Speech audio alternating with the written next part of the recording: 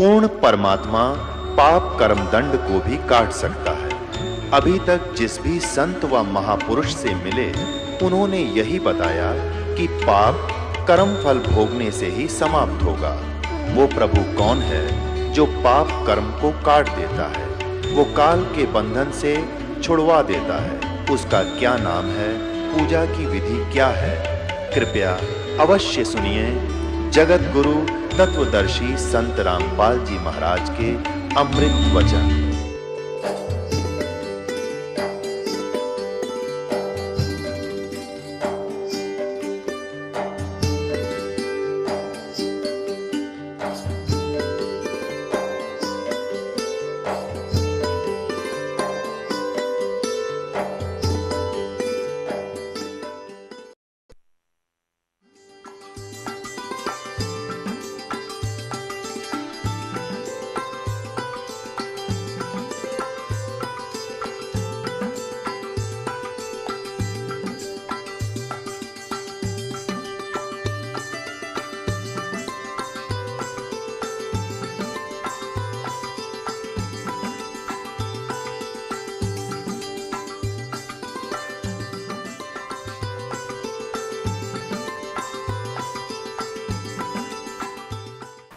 जिसने परम ब्रह्म को जान लिया, उसने जितना भी संसार का सुख है वह सब प्राप्त कर लिया, शेष कुछ नहीं है। ऐसी स्थिति उसकी हो जाती है। सत्यम ज्ञानमंतम ब्रह्म। अब यहाँ आते हैं निवृत्ति में। हम अपौरुष वेद वाणी से सुनते हैं कि ब्रह्म सत्य है। ये वेद वाणी को अपौरुषेय मानते हैं, किसी मनुष्य के द्वारा नहीं बोली गई। ठीक है, उस ब्रह्म सत्य है, ज्ञान है, अनंत है, वह अंतःकरण में ही अवस्थित है। तो हमारे मन में उसके अस्तित्व के संबंध में जो संदेह है उसकी निवृत्ति उस ज्ञान से हो जाती है। 4 महावाक्य हमारे वेदों में बतलाए गए, ये वेदों के नहीं, इन्होंने बल्कि उपनिषदों ले रखे।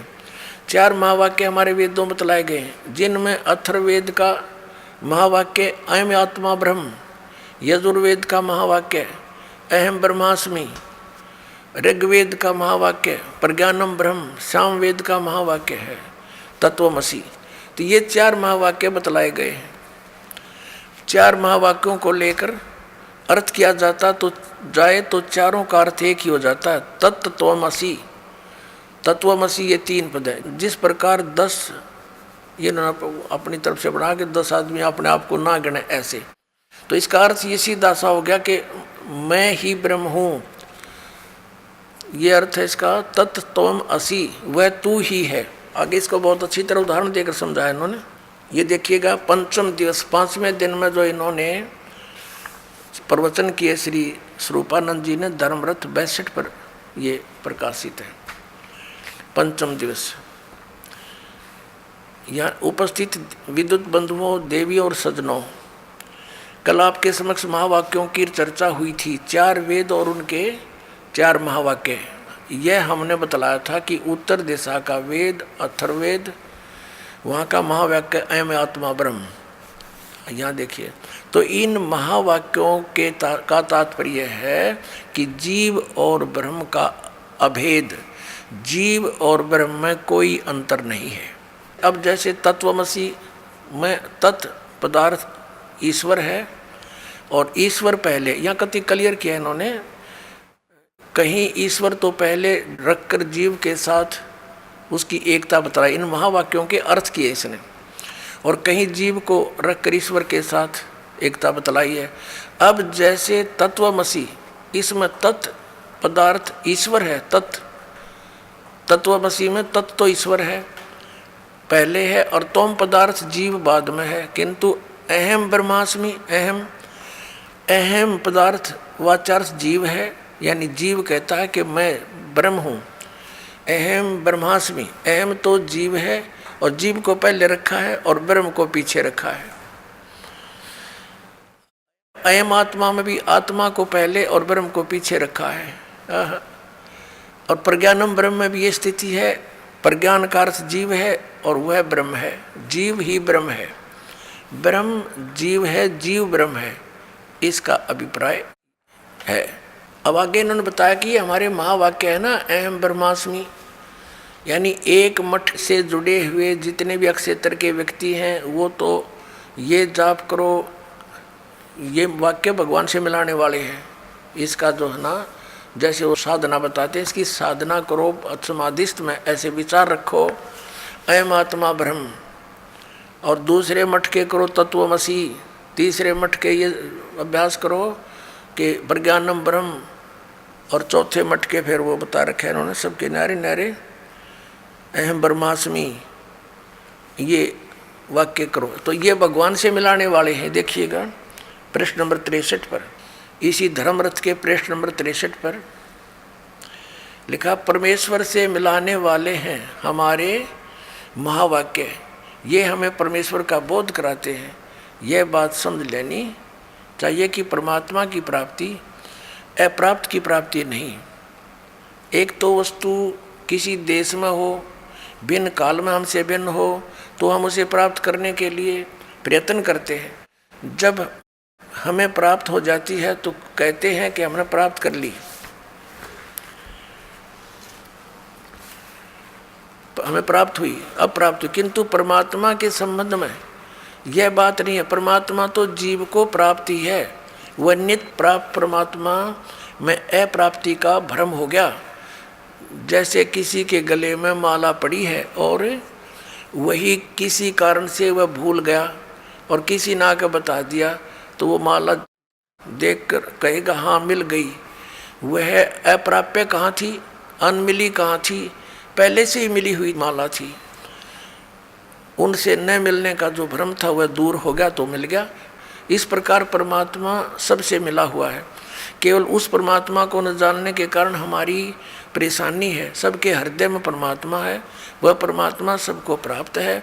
आगे इसने और कुछ बताने की चेष्टा की।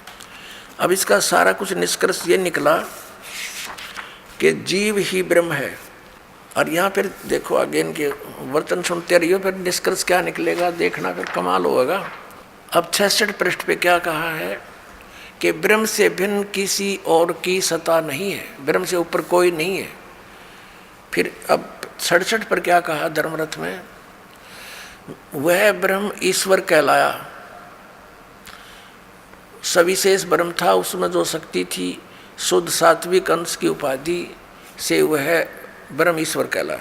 अच्छा फिर लेते हैं देखना, ये देखिएगा धर्मरथ 56 पृष्ठ पे, जिसने परम ब्रह्म को जान लिया, परम ब्रह्म, उसने जितना भी संसार में सुख है वह सब प्राप्त कर लिया। ये परम ब्रह्म और याद रखना, इनके सारा ज्ञान समक्ष हो जाएगा आपका। ये देखिएगा शंकर पंचम, एक पुस्तक है शंकर पंचम, और ये आदि शंकराचार्य विरचित पंचम ग्रंथनाम संग्रह, ये आदि शंकराचार्य के वचन है। ये देखना, तो आदि शंकराचार्य के वचन हैं तो समझ ले सब के फाइनल है फिर इसमें। और ये कौन है नीचे, जगत गुरु शंकराचार्य स्वामी स्वरूपानंद सरस्वती जी महाराज, व्याख्याकार, व्याख्या इन्होंने की है इसकी। और ये कहाँ से छपी है पुस्तक, ये है शंकर पंचम, तो श्री स्वरूपानंद सरस्वती जी महाराज के द्वारा। ये शंकर पंचम, प्रकाशक हैं श्री शारदा पीठ प्रकाशनम, द्वारका इतने इतने, जामनगर गुजरात में। और मुद्रित है श्री माता कमिसिस प्राइवेट लिमिटेड, 20/7/125, केदार घाट वाराणसी, दूरभाष। इतने इन्होंने कति स्पष्ट कर रखा है। अब ज्ञान का स्वरूप पृष्ठ नंबर 10 पे देखिएगा। ज्ञान का स्वरूप, ये कोई संस्कृत है जो शंकराचार्य द्वारा लिखी, अनुवाद किया श्री स्वरूपानंद जी शंकराचार्य जी ने। मैं सम शांत सच्चिदानंद स्वरूप ब्रह्म ही हूँ, अस्त स्वरूप दे मैं नहीं हूँ, असत रूप। ब्रह्मो अहम, वह ब्रह्म मैं ही हूँ। ब्रह्मो व अहम, वह ब्रह्म मैं ही हूँ, ये इनका विधान है। मैं स्वयं निराकार निर्मल अविनाशी एवं निराकार हूँ। ले इवन इनका ओड आवेगा इनके ज्ञान का, देखिए शायद से। और ये क्या कहते हैं, ये पृष्ठ नंबर 71 पर देखिएगा, 71 पर। मैं स्वयं ब्रह्म ही हूं। और वही सच्चा जीवन मुक्त हूँ।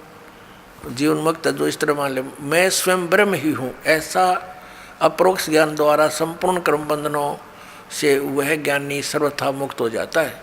अब कर्म कितने प्रकार के, हम यहाँ पूछेंगे, समझेंगे कि प्रश्न है कि प्रारब्ध कर्म क्या है। इसने डिफाइन किया, परिभाषित किया कि इस शरीर को उत्पन्न कर इस लोक में इस प्रकार सुख दुख आदि भोग को देने वाले जो कर्म हैं, सुख और दुख को भोग देने वाले कर्म हैं, वे प्रारब्ध कर्म माने जाते हैं। जब ये शरीर तैयार किया गया उस समय इसके साथ जोड़ दिए जाते हैं, जो भोग से ही नष्ट होते हैं। ये तो भोगने ही पड़ेंगे जब वह खत्म होंगे। प्रारब्ध कर्मों का नाश भोग से ही होता है, ऐसा शास्त्रीय वचन है। चाहे वे कर्म धर्म में हो या अधर्म में, उनका फल भोगना पड़ेगा ही। फिर क्या बताया है इसी के नीचे, ये पृष्ठ 71 पर पढ़ रहे हैं हम, पृष्ठ 71 पर, कि ये है प्रारब्ध कर्मों का फल तब भोगना ही पड़ेगा। मैं ब्रह्म ही हूँ, ऐसा निश्चयात्मक ज्ञान द्वारा संचित कर्म नष्ट हो जाते हैं।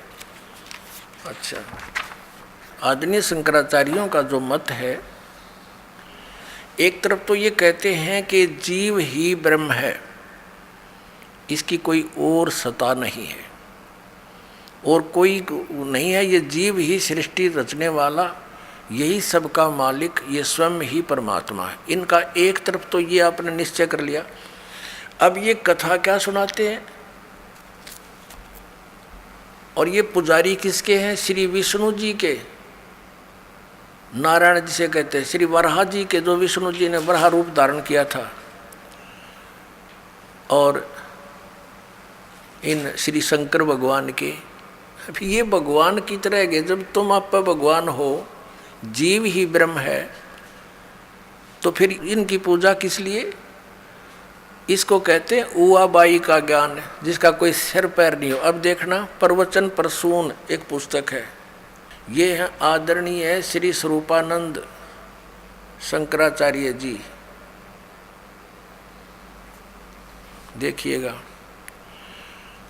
अनंत श्री विभूषित ज्योतिषमठ पीठाधीश्वर, द्वारका शारदा पीठाधीश्वर, यानी 2 पीठों के मालिक हैं जगत गुरु शंकराचार्य स्वामी श्री स्वरूपानंद सरस्वती जी महाराज।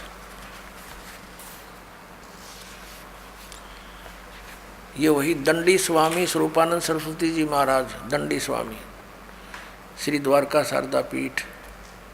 प्रकाशक हैं स्वामी सदानंद सरस्वती, श्री शारदा पीठ द्वारका, गुजरात। और ये यहाँ से मुद्रित है।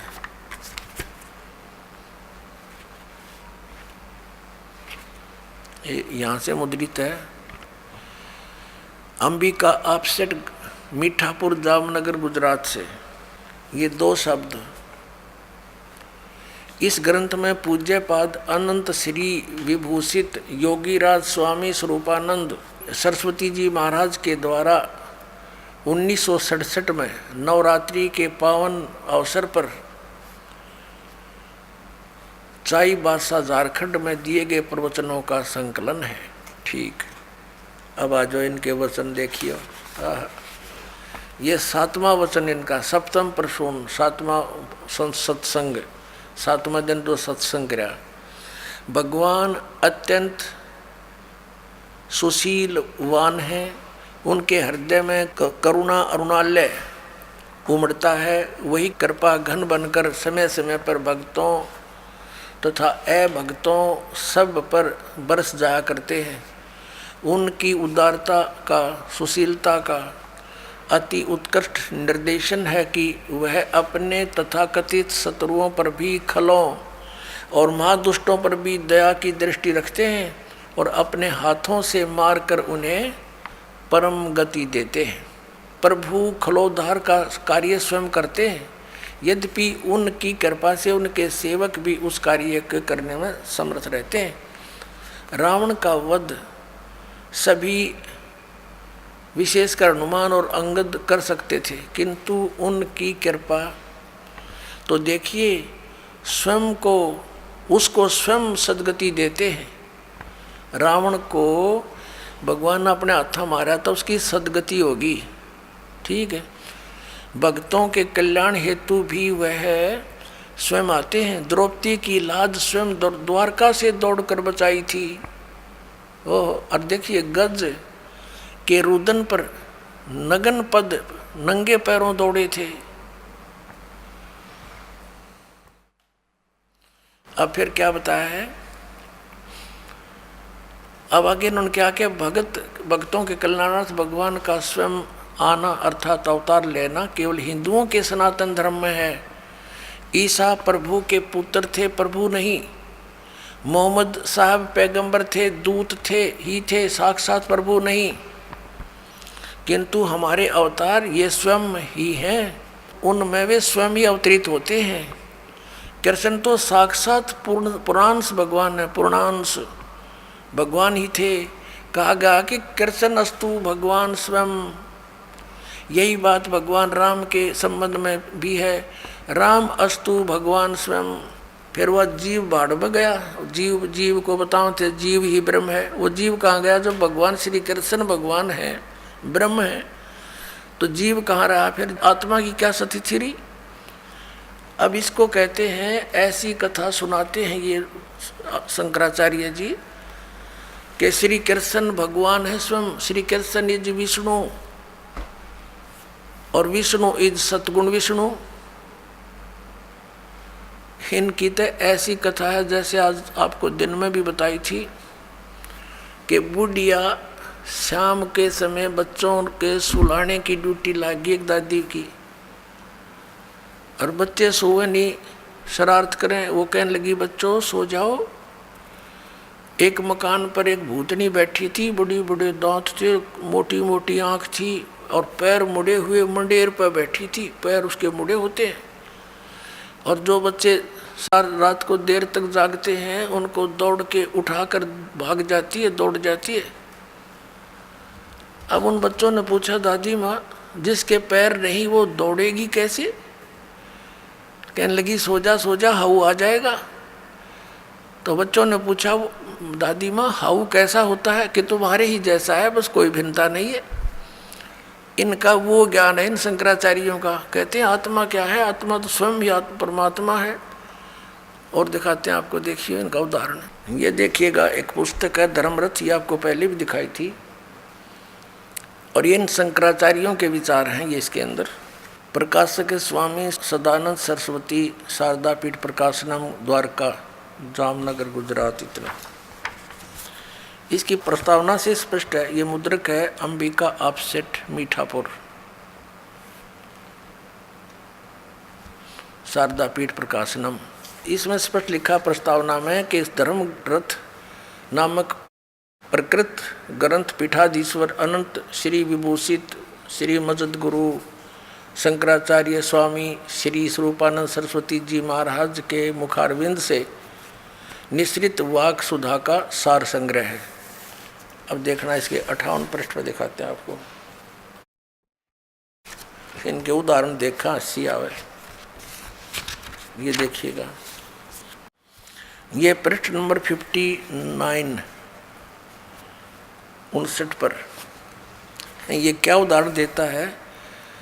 श्री स्वरूपानंद जी शंकराचार्य, दो पीठों का मालिक, एक शिष्य गुरु के पास गया। जाकर गुरु से पूछा, महाराज यह बतलाइए कि वह देव कौन है जिसके ज्ञान से समस्त पासों से मोक्ष हो जाता है। देवता को जानने पर समस्त पासों से प्राणों का छुटकारा हो जाता। पास माने बंधनों से। गुरु बोले कि साक्षी देवता कौन है? जो मन को जानने वाला है। तो उसने विचार करके कहा, मन का साक्षी तो मैं ही हूँ। शिष्य ने कहा, क्योंकि मेरे ही द्वारा मन जाना जाता। तो गुरुजी बोले, तू ही देव है, क्योंकि देव अनेक तो है नहीं।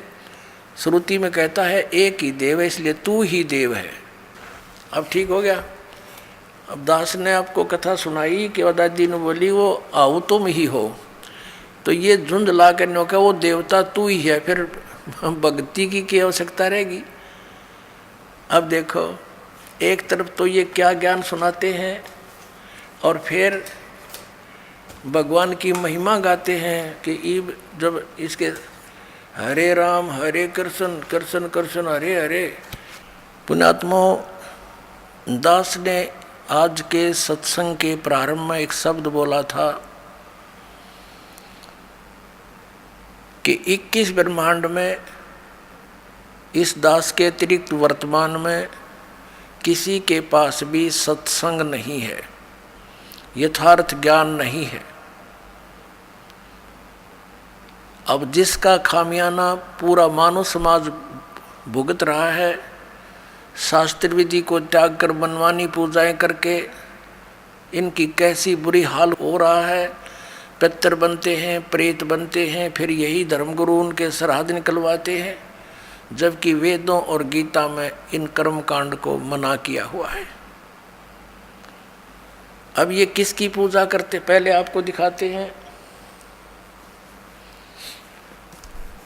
इन वर्तमान के शंकराचार्यों को तो ज्ञान होगा कहाँ, इनके भगवानों को ज्ञान नहीं।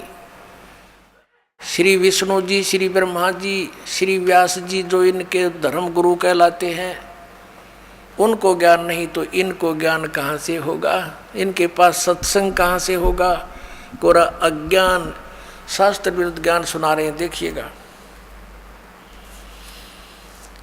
श्रीमद् देवी भागवत सचित्र मोटा टाइप, गीता प्रेस गोरखपुर से प्रकाशित है। संपादक हनुमान प्रसाद पोदार चिमन लाल गोस्वामी, प्रकाशक एवं मुद्रक हैं गीता प्रेस गोरखपुर, गोविंद भवन कार्यालय कोलकाता का संस्थान। इसके देखिएगा 28 पृष्ठ पे। अब व्यास जी जो इनकी धर्म गुरु शंकराचार्य परंपरा के गुरु हैं, वो क्या पूछते हैं। नारद जी ने कहा, महाभाग व्यास जी, तुम इस विषय में जो पूछ रहे हो ठीक यही प्रश्न मेरे पिताजी ने भगवान श्री हरि यानी विष्णु जी से किया था। देवादि देव भगवान जगत के स्वामी हैं, लक्ष्मी जी उनकी सेवा में उपस्थित रहती हैं। ये कहने का भाव ये विष्णु जी हैं। आगे देखो, 4 भुजाएं हैं, पीताम्बर धारण करते हुए शंख चक्र गदा लिए रहते हैं, वक्षस्थल पर श्रीवस्त्र का चिन्ह चमकता रहता है। वे चराचर जगत के आश्रयदाता हैं, जगत गुरु एवं देवताओं के भी देवता हैं। ऐसे जगत प्रभु भगवान श्री हरि महान तप कर रहे थे। विष्णु जी तपस्या कर रहा था, उनकी समाधि लगी थी। यह देखकर मेरे पिता ब्रह्मा जी को बड़ा आश्चर्य हुआ। अतः उन्होंने उनसे जानने की इच्छा प्रकट की।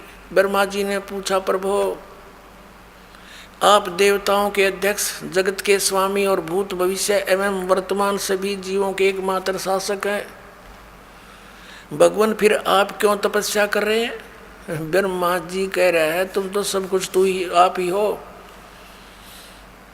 और किस देवता के आराधना में ध्यान मगन है, आप क्यों तपस्या कर रहे हो और किस भगवान की पूजा करते हो। मुझे असीम आश्चर्य तो ये हो रहा कि आप देवेश्वर एवं सारे संसार के शासक होते हुए भी समाधि लगाए बैठे हैं। अपने आत्माओं, ब्रह्मा जी के ये विदित वचन सुनकर भगवान श्री हरि श्री विष्णु जी फिर न्यों बोले। क्या बोले। श्री हरि उनसे कहने लगे, ब्रह्मन सावधान होकर सुनो, मैं अपने मन का विचार व्यक्त करता हूँ। देवता दानव मानव सब यही जानते हैं कि तुम सृष्टि करते हो, मैं पालन करता हूँ और संकर संहार किया करते हैं, किंतु फिर भी वेद के पारगामी पुरुष अपनी युक्ति से यह सिद्ध करते हैं कि रचने पालने और संहार करने की यह योग्यता जो हमें मिली है, इसकी अधिष्ठात्री देवी शक्ति देवी है। वे कहते हैं कि संसार की सृष्टि करने के लिए तुम में राजसी शक्ति का संचार हुआ है और मुझे सात्विक शक्ति मिली है, और उधर में तामसी शक्ति का आविर्भाव हुआ है। उस शक्ति के अभाव से तुम इस संसार की सृष्टि नहीं कर सकते और मैं पालन करने में सफल नहीं हो सकता, और उधर से संहार कार्य होना भी संभव नहीं। ब्रह्मा जी हम सभी उस शक्ति के सहारे ही अपने कार्य में सदा सफल होते आए हैं। सुवर्त प्रत्यक्ष और प्रोक्ष दोनों उदाहरण मैं तुम्हारे सामने रखता हूँ, सुनो। यह निश्चित बात है कि उस शक्ति के अधीन होकर ही मैं इस शेषनाग की सैया पर सोता और सृष्टि करने का अवसर आते ही जाग जाता हूँ। मैं सदा तप करने में लगा रहता हूँ, सदा तप करने में लगा रहता हूँ। उस शक्ति के शासन से कभी मुक्त नहीं रह सकता। कभी अवसर मिला तो लक्ष्मी के साथ सुखपूर्वक समय बिताने का सौभाग्य प्राप्त होता है। मैं कभी तो दानों के साथ युद्ध करता हूँ। अखिल जगत को भय पहुँचाने वाले दैत्यों के विकराल शरीरों को शांत करना मेरा परम कर्तव्य हो जाता है। और यहाँ कमाल कर दिया, मुझे सब प्रकार से शक्ति के अधीन होकर रहना पड़ता है। उन्हीं भगवती शक्ति का मैं निरंतर ध्यान किया करता हूँ, यानी दुर्गा की ध्यान करता हूँ, उसकी पूजा करता हूँ। ब्रह्मा जी मेरी जानकारी में इस भगवती शक्ति से बढ़कर दूसरे कोई देवता नहीं। अब ये है सत्संग श्री विष्णु जी का स्पिरिचुअल नॉलेज कि मैं दुर्गा से ऊपर किसी भगवान को नहीं जानता, यही मेरा अंतिम देवता है, इससे बड़ा कोई भगवान नहीं। इन शंकराचार्यों को ज्ञान कहाँ से होगा, इनको भगवान को ज्ञान नहीं, ये नो के दुर्गा से ऊपर कोई नहीं। अब दुर्गा क्या कहती है, श्री शक्ति देवी क्या कहती है, देखिएगा। इसी के 562 पृष्ठ पर आपको ले चलते हैं।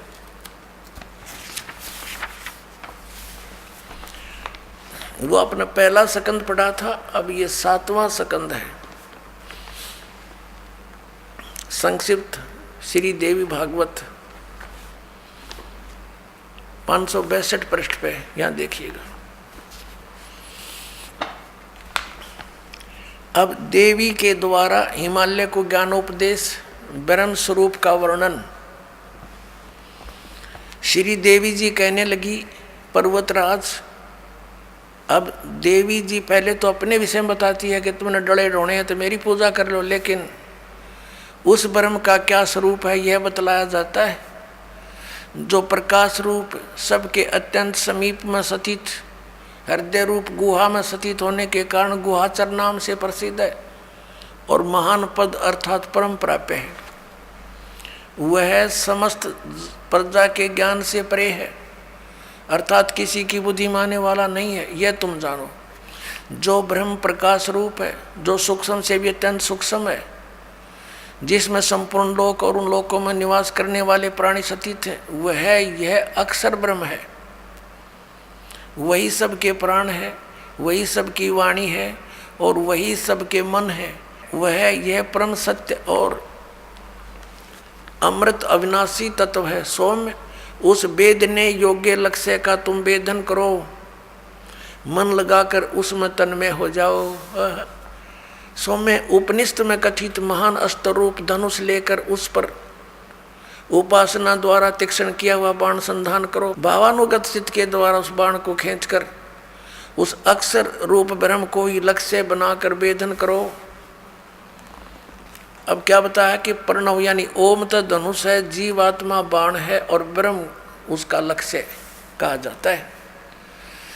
अब क्या कहती है दुर्गा देवी, क्या कहती है कि एकमात्र परमात्मा को ही जाने, दूसरी सब बातें छोड़ दे।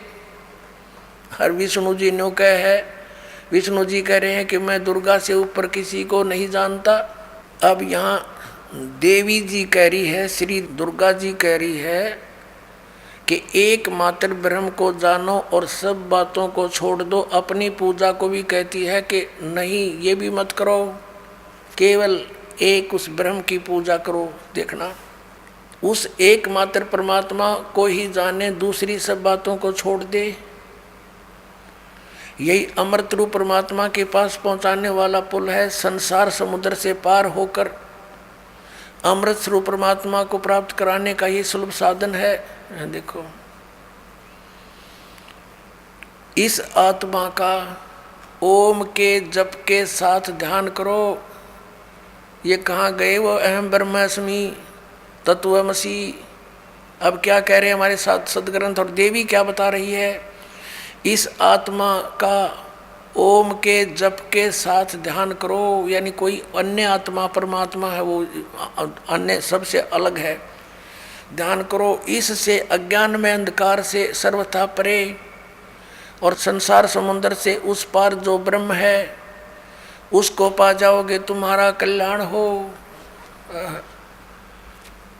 और वो कहाँ रहता है? वह है यह सबका आत्मा, यानी सबका मालिक ब्रह्म, ब्रह्मलोक रूप दिव्य आकाश में स्थित है। अपने आत्माओं इन शंकराचार्यों का ज्ञान कहाँ गया? वो ये कहते हैं ये जीव ही ब्रह्म है, और देवी कहती है कि सब पूजाएं छोड़ दो। विष्णु को तो समझा रही है, हरियाचार्य शंकराचार्य पूजें विष्णु जी नारायण को। विष्णु जी कहता मैं दुर्गा से ऊपर जानता नहीं, हिमालय को ज्ञान दे रही है। श्री दुर्गा जी बता रही है कि केवल एकमात्र उस ब्रह्म को पूजो, उसका ओम नाम है, नथिंग एल्स। और वो कहाँ रहता है? ब्रह्मलोक में। तो वहाँ चले जाओगे, उसके पास पहुँच जाओगे, तुम्हारा कल्याण हो। वो कहती है ब्रह्म की पूजा करो। अब ब्रह्म क्या कहता है श्रीमद् भगवत गीता में? श्रीमद् भगवत गीता अध्याय नंबर 8 के देखिएगा। श्रीमद् भगवत गीता जयदयाल गोविंद का इसके अनुवादक हैं। अध्याय नंबर 8 के श्लोक नंबर 13 हम आपको दिखाते हैं। ये क्या बताता है 13वें श्लोक में? ओम इति एकाक्षरम ब्रह्म व्यवहारन माम अनुस्मरण ये प्रयाति तजंदेहम स याति परमाम गतिम।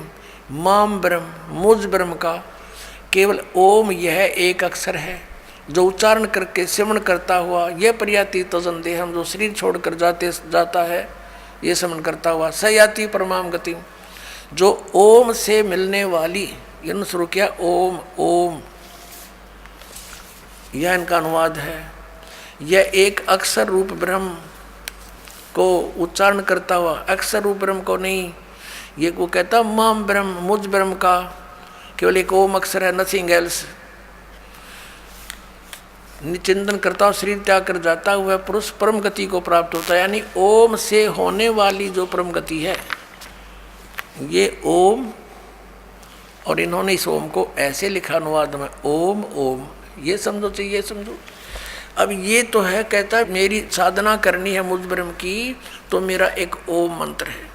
फिर इसने 70वें अध्याय के 23वें श्लोक में कहा कि सच्चिदानंद घन ब्रह्म, उस सच्चिदानंद घन ब्रह्म की साधना करने से तेरा पूर्ण मोक्ष होगा। फिर वहां पहुंच जाएगा जहां जाने के बाद लौटकर साधक फिर कभी संसार में नहीं आते।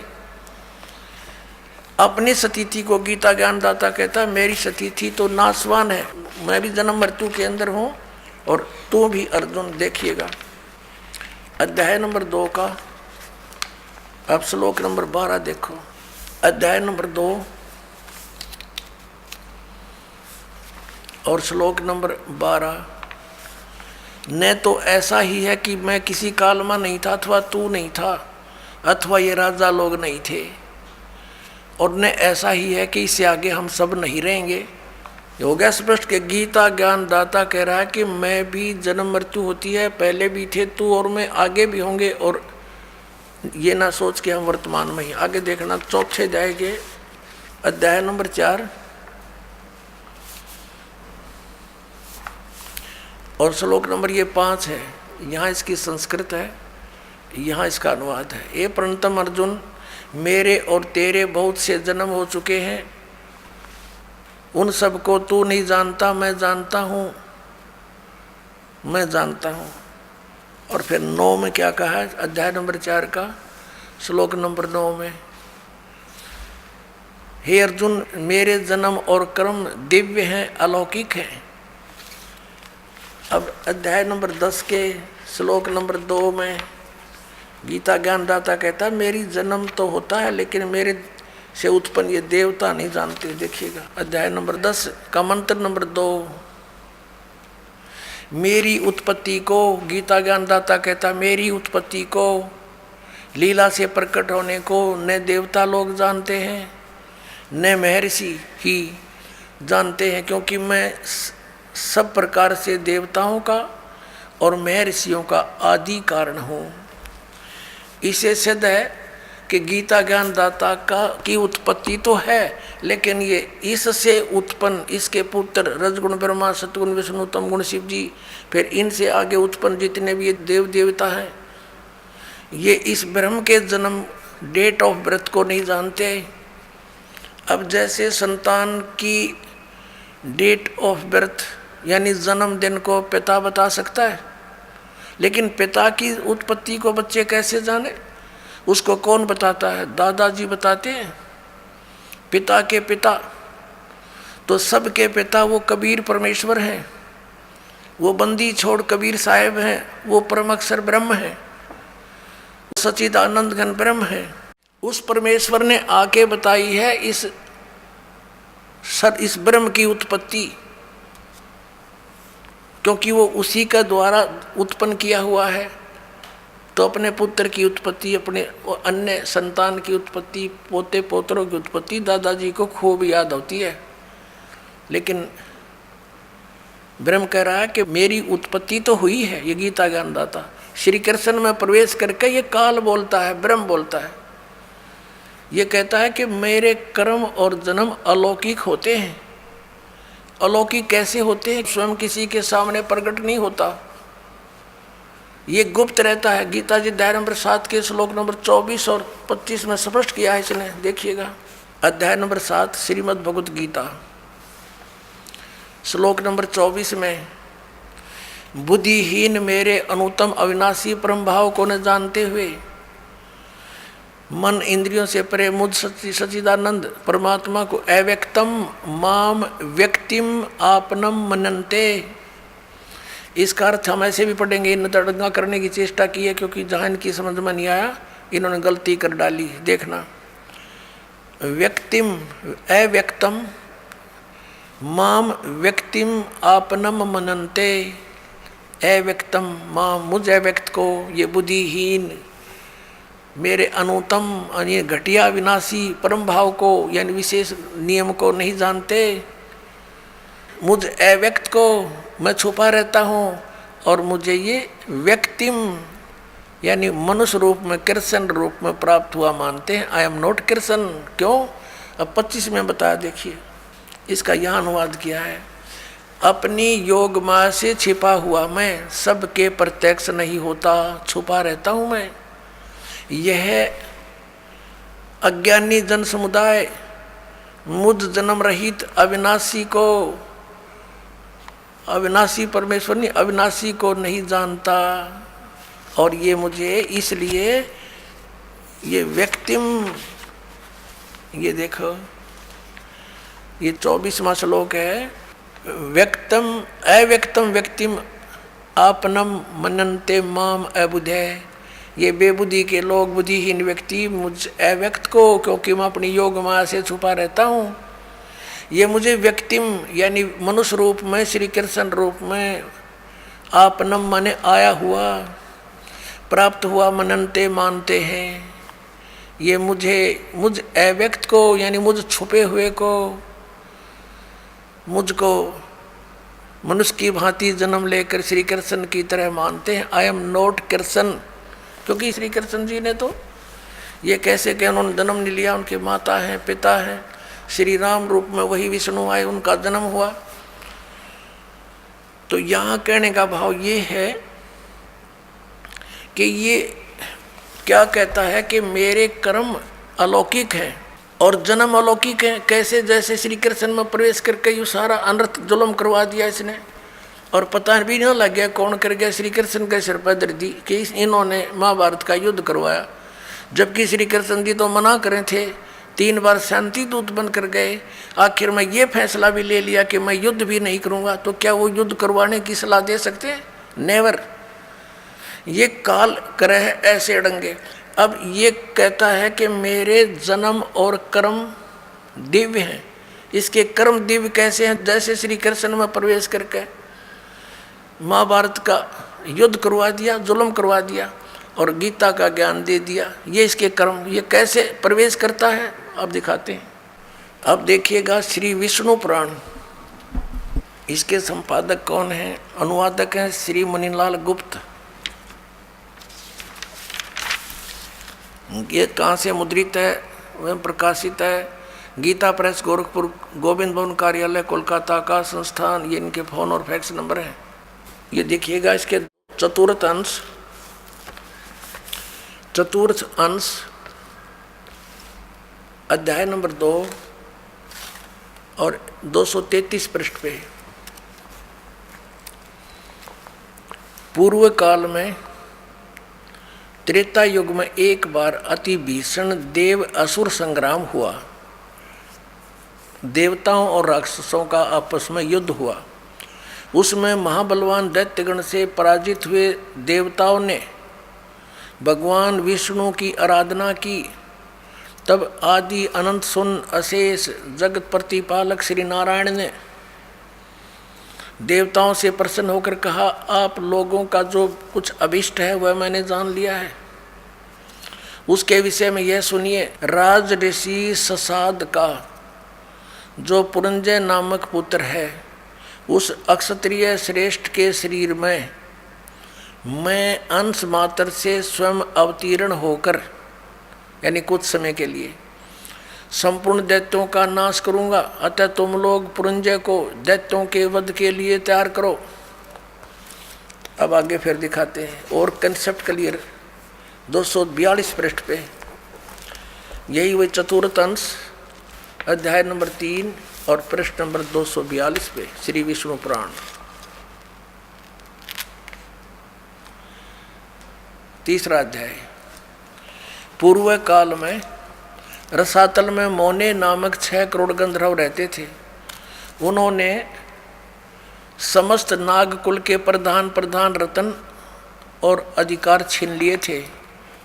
गंधर्व के पराक्रम से अपमानित उन नागेश्वरों द्वारा स्तुतित किए जाने पर उसके श्रवण करने से जिसकी विकसित कमल सदृश आँखें खुल गई हैं, निंद्रा के अंत में जागे हुए उन जलशाही भगवान सर्वदेवेश्वर को प्रणाम कर उनसे नागगण ने कहा, भगवान इन गंधर्व से उत्पन्न हुआ हमारा भय किस प्रकार शांत होगा। तब आदि अनंत रहित भगवान पुरुषोत्तम ने कहा, यो नासों के पुत्र मान धाता का जो यह पुरकुत्स नामक पुत्र है, उसमें प्रविष्ट होकर मैं, उसमें प्रवेश करके प्रेत की तरह मैं उन संपूर्ण दुष्ट गंधर्व का नाश कर दूंगा। पुण्यात्माओं, ये अध्यात्म ज्ञान है, ये बालकों का खेल नहीं। ये शंकराचार्य तो श्वेत पुराण पर लागे रहे, इन्होंने पता नहीं क्या करना है, कौन सा भगवान है। वह सुनी सुनाई दंत कथा जनता में फीड कर दी इन्होंने। अब इसमें क्या स्पष्ट हो गया कि ये ऐसे, इसके जन्म और कर्म ऐसे अलौकिक हैं। अब कर्म इसके यूं अलौकिक हैं, पुरंजय में प्रवेश करके और उसके राक्षसों का नाश कर दिया इसने स्वयं।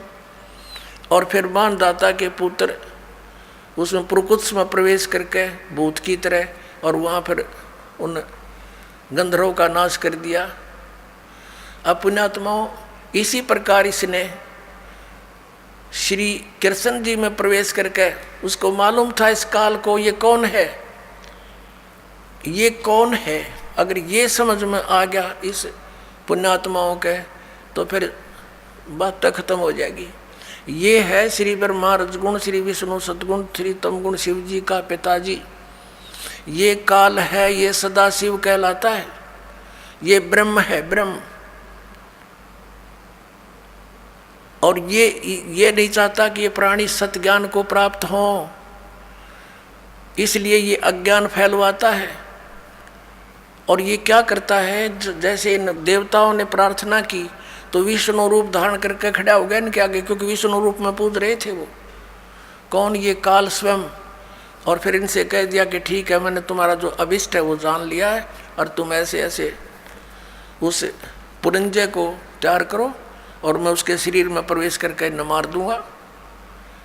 ऐसे ही इसने फिर पुरुकुत्स के शरीर में प्रवेश होकर, कोई नाग, ये सर्प नहीं, एक नाग गोत्र के मनुष्य थे, अच्छी आत्माएं, उनके साथ इनका गंधर्व के साथ युद्ध हो गया।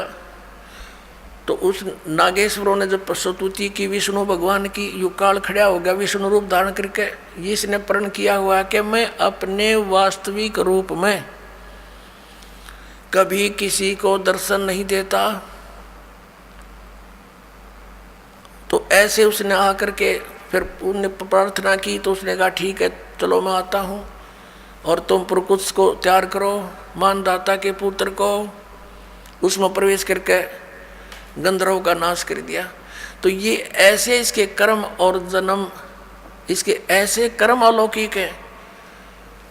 और ऐसे गीता जी का ज्ञान बोला श्री कृष्ण में प्रवेश करके इस काल भगवान ने। ये काल भगवान कौन है? जैसे कि शिव पुराण में आपको दिखाया था, विद्वेश्वर संहिता के अंदर, कि ब्रह्मा, एक समय ब्रह्मा और विष्णु जी का आपस में युद्ध हो गया इस बात पे। ब्रह्मा जी कहते मैं भगवान, मैं तेरा बाप, विष्णु जी कहते मैं तेरा बाप। इन दोनों का युद्ध हो गया इससे बात पे, क्योंकि इन सबको भ्रम हो जाता है कि मैं भगवान हूँ, मैं भगवान हूँ। अब ये भी कैसे बात बिगड़ती है, जैसे ऋषि लोग साधना करते हैं, समाधिस्थ होते हैं, काफ़ी वर्षों तक बैठे रहते हैं, किसी को तो ये विष्णु जी के रूप में दर्शन दे देता है, तो वो साधक उठ जाता है और जाके श्री विष्णु जी जो सरगुण देवता उनके सामने रहते हैं, उनके विषय में कहता है कि भगवान है स्वयं विष्णु जी, और यही सारी सृष्टि के करता है, यही तीनों रूप बना के ऐसे ऐसे करते हैं, संहार स्थिति और उत्पत्ति यही खुद करते हैं। मैंने समाधि दशा में देख लिया, यही भगवान है, मैंने मुझे दर्शन दिया इन्होंने, और दर्शन दे गया वो ब्रह्म काल। तो विष्णु जी को भ्रम हो गया कि आई एम गॉड। इसी प्रकार किसी को इसने ब्रह्मा जी के रूप में दर्शन दे दिए, उसने ब्रह्मा जी की महिमा गा दी कि ये पूर्ण परमात्मा, ये छुपाए हुए अपने आप को। तो ये भ्रम हजारों ने, सैकड़ों की संख्या में ऐसे उनके समर्थक हो गए, ऐसे विष्णु जी के हो गए। इन दोनों को भ्रम हो गया, ब्रह्मा जी को भ्रम हो गया कि मैं उत्पत्ति करता हूँ, सब कुछ मैंने ही उत्पन्न किया है। इसी भ्रमणा से, इसी भ्रम में इन्होंने आपस में युद्ध कर लिया। तब इनके बीच में एक स्तंभ छोड़ा, एक पिलर तेजों में स्तंभ छोड़ दिया। इनका युद्ध तो बंद हो गया, उसकी खोज करने लगे ऊपर नीचे कितना लंबा चौड़ा है, ये असफल रहे। फिर वो स्वयं आकर प्रकट हो गया शिव जी का रूप धारण करके अपने पुत्र का। थोड़ी सी झलक दिखानी पड़ेगी, नहीं तो फिर आप विचलित हो जाओगे। यहाँ अधिक नहीं दिखाएंगे, आपको थोड़ा सा झलक देंगे, आप समझदार हो, देखिएगा। ये शिव महापुराण है, हिंदी टीका सहित भाग 1, श्री शिव महापुराण, श्री शिव महापुराण है ये। और ये है विद्या अवरिधि पंडित ज्वाला प्रसाद जी मिश्र कृत हिंदी टीका सहित, इसमें संस्कृत भी है। और ये खेमरा श्री कृष्णदास प्रकाशन मुंबई से प्रकाशित है।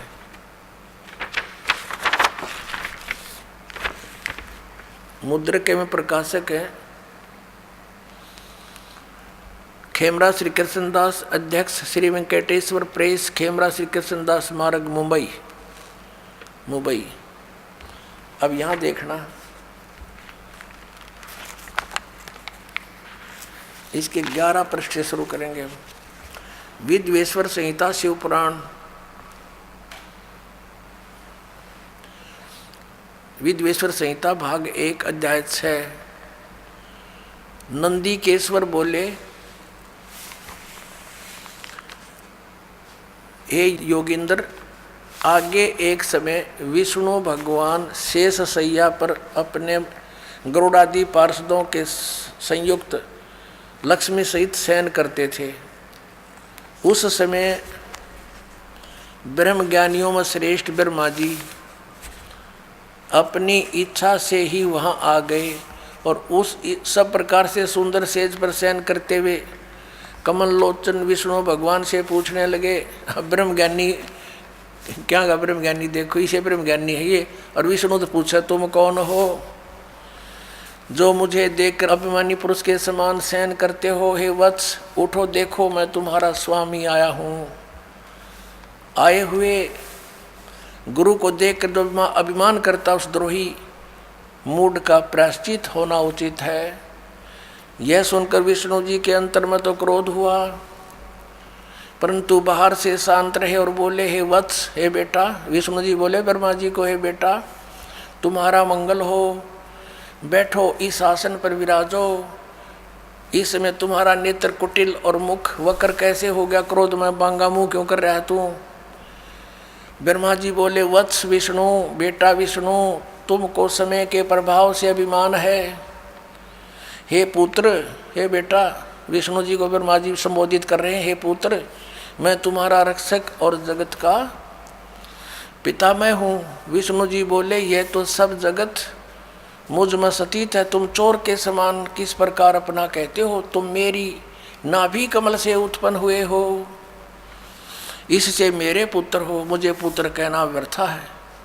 नंदीकेश्वर बोले इस प्रकार ब्रह्मा विष्णु दोनों ही रजोगुण से मुग्ध होकर विवाद करने लगे।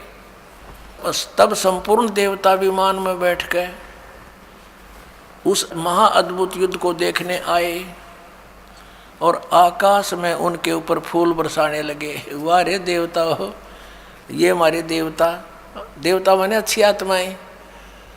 अब दो व्यक्ति लड़ रहे हों तो क्या फर्ज बनता है एक जेंटलमैन का? उनको समझावे बुझावे, अलग अलग करे, कहीं इनको हानि ना हो जाए। और हमारे देवता उन भगवाना पर ऊपर तो फूल बरसावा, कहाँ कर दो काम, शाबाश बहुत अच्छा काम कर रहे हो तुम। वह लड़का मरने को तैयार है, देवता फूल बरसावे। ये है हमारे इतिहास जिनको हम पढ़ पढ़ कर बहरे हो लिए, सुन सुन के। अब ये तो ऐसे भगवान हैं जैसे इतनी बुद्धि रखते हैं ये भगवान, जिनको ये शंकराचार्य हमें पूजने के लिए कहते हैं और स्वयं भी पूजते हैं।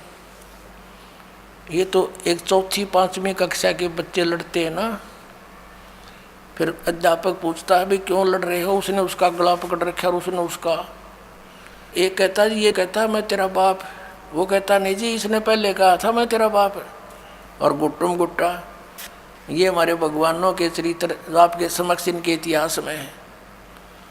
अब जब ये नू लड़ रहे थे, बीच में सतम खड़ा कर दिया इस काल ने, अकेले लड़के मर जाएंगे भी, तेरा काम अधूरा रह जाएगा। फिर इसने इनको ज्ञान देना शुरू किया। शंकर अपने पुत्र शिव का रूप बना के आ गया, कहीं ये विष्णु रूप धारण कर लेता है। देखना इसका प्रमाण आपको दिखाते हैं। हम पढ़ रहे हैं विद्वेश्वर संहिता, इसके 17 पृष्ठ पे संक्षिप्त सा देखेंगे।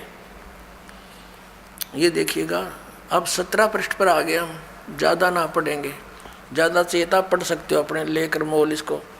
विद्वेश्वर संहिता भाग 1 अध्याय 9 में अब नंदीकेश्वर बोले इस प्रकार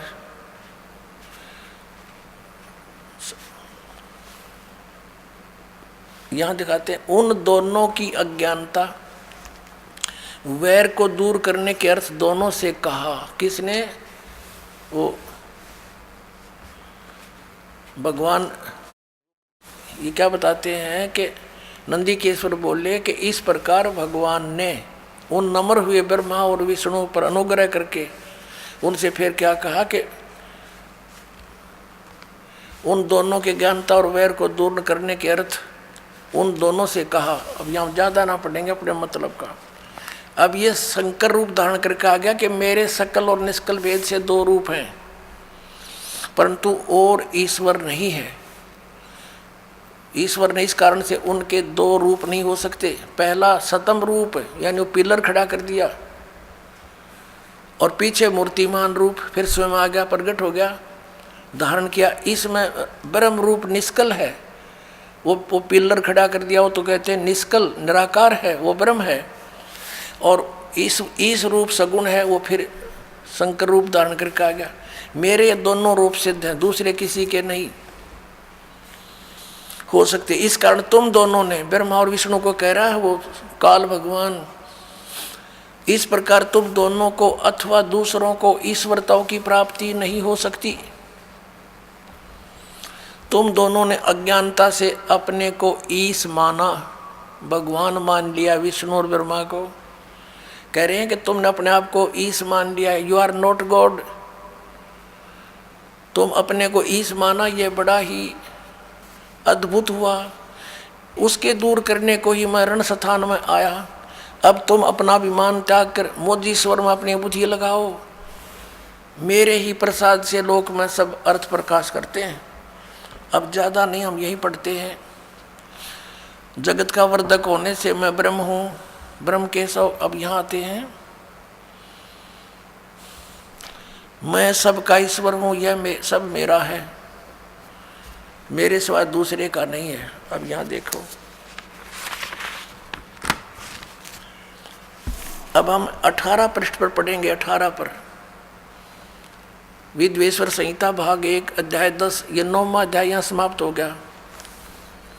इति श्री शिव महापुराणे विद्वेश्वर संहिता भाषा टीकायाम 9वां अध्याय, ये इति हो गया, समाप्त हो गया। और यहाँ ये दूसरा प्रारंभ हो गया। अब यहाँ देखिएगा नीचे क्या कहता है, हे पुत्रों, यह कृत आपने तप से प्राप्त किया है। कौन सा कृत? ब्रह्मा और विष्णु को कहता है, हे पुत्रों, यह कृत आपने तप से प्राप्त किया है, जो कि सृष्टि की उत्पत्ति और पालन कहता है। सो मैंने प्रसन्न होकर तुम्हें दिया है। इसी प्रकार दूसरे 2 कृत रुद्र और महेश को प्रदान किए हैं। ये 4 हो गए, ब्रह्मा और विष्णु और रुद्र और महेश। और 5वां यू बोल रहा, यो कौन? ये काल रूपी ब्रह्म है। अब देखो, फिर ये कहता है मेरा एक ब्रह्म ओम नाम है। ये पृष्ठ नंबर 19 पर, वही विद्वेश्वर संहिता अध्याय 10। इस कारण उस अज्ञान की सिद्धि के निमित्त ओंकार नामक मंत्र जप करो। यह अभिमान का दूर करने वाला है। सोई निज मंत्र उपदेश करते हैं। यह ओंकार मेरे मुख से उत्पन्न होने से मेरे ही रूप का बोधक है और महामंगल करने वाला है। यह वाचक है, मैं वाच्य हूँ। यह मंत्र मेरा आत्मा है। उसके स्मरण से मेरा स्मरण होता है। उत्तर की ओर के मुख से अकार और पश्चिम के मुख से उकार, दक्षिण के मुख से मकार और पूर्व के मुख से बिंदु और मध्य के मुख से नाद उत्पन्न हुआ। इस प्रकार, ये बीच में संस्कृत है, इस प्रकार 5 प्रकार से यह निर्गत हुआ। वह सब एक होकर ओम ऐसा एकाक्षर हो जाता है। अब स्पष्ट हो गया कि ये ओम अक्षर इस सब अवयवों से एक होकर ये ओम ऐसा एकाक्षर हो जाता है। अभी आपको श्रीमद् भगवत गीता अध्याय नंबर 8 के श्लोक नंबर 13 में दिखाया था कि ओम इति एकाक्षरम ब्रह्म विवहारण माम अनुसमरण यह प्रयाति तदंदेहम सयाति परमाम गतिम। मुझ ब्रह्म का ये गीता ज्ञान भी यही काल ऐसे प्रवेश करके श्री कृष्ण में प्रवेश करके बोल रहा है, जैसे मानधाता के पुत्र प्रकृष्ट में प्रवेश होकर उन गंधर्वों का नाश कर दिया और उधर से पुरंजय के अंदर प्रवेश होकर असुरों का नाश कर दिया। ऐसे श्री कृष्ण में प्रवेश होकर के अर्जुन को युद्ध के लिए तैयार कर दिया और गीता का ज्ञान वेदों वाला और कुछ अपनी अटकल लड़ा के इसमें ज्ञान दे दिया।